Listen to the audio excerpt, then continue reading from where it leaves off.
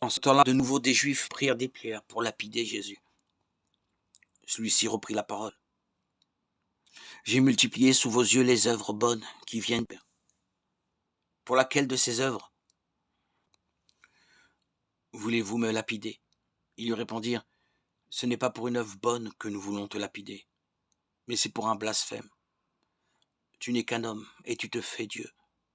Jésus leur répliqua, n'est-il pas écrit dans votre loi, j'ai dit vous êtes des dieux? Elle les appelle donc des dieux, ceux à qui la parole de Dieu s'adressait.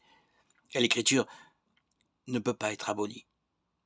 Or celui que le Père a consacré et envoyé dans le monde, vous lui dites, tu blasphèmes, parce que j'ai dit je suis le Fils de Dieu. Si je ne fais pas les œuvres de mon Père, continuez à ne pas me croire. Mais si je les fais, même si vous ne me croyez pas, croyez les œuvres. Ainsi vous reconnaîtrez de plus en plus que le Père est en moi et moi dans le Père. Eux cherchaient de nouveau à l'arrêter, mais il échappa à leurs mains.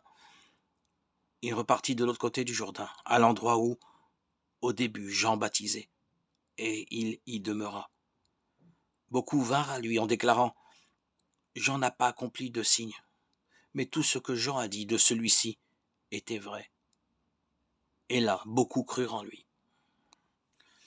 Évangile de Jésus-Christ selon saint Jean, 10, 31-42. Quand Jésus parle, il agit, et ses œuvres témoignent de ce qu'il dit. Il y a une profonde cohérence entre ce qu'il est, ce qu'il dit et fait. Voilà ce qu'est la perfection. Tant que l'unité de mon être ne sera pas ainsi réalisée, je serai esclave de mes opinions ou de celles des autres.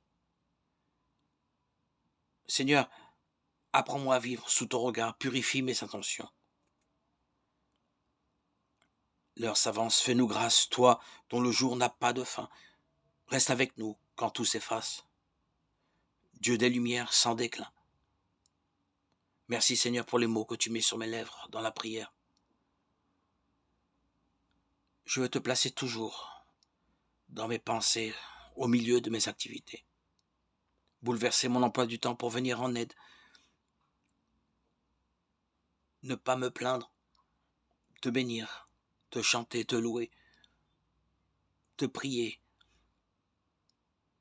Nous ne sommes que de passage ici-bas. Et notre demeure est d'être auprès de toi dans l'éternité, Seigneur. Prépare-nous à t'y rejoindre, car chaque jour nous rend plus proches le jour de notre mort.